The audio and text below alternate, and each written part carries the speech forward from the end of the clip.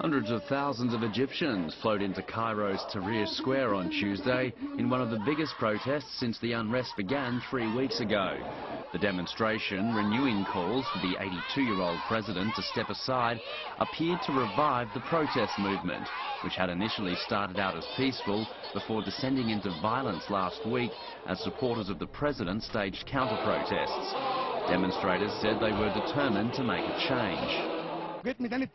I am proud of the revolution of the Egyptian people. The people want to get access to food, better education and medical treatment, as well as a better future for their children.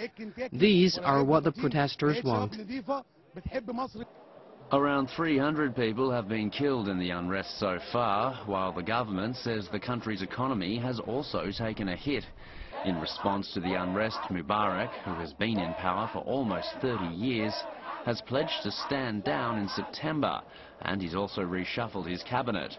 But the US on Tuesday called for more action, setting out 4 steps Mubarak must take to pull the country out of its crisis.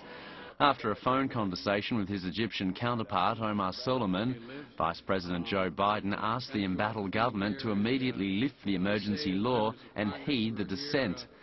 Biden also urged Cairo to stop harassing protesters, to allow freedom of speech, and to open up a wider dialogue with opposition groups.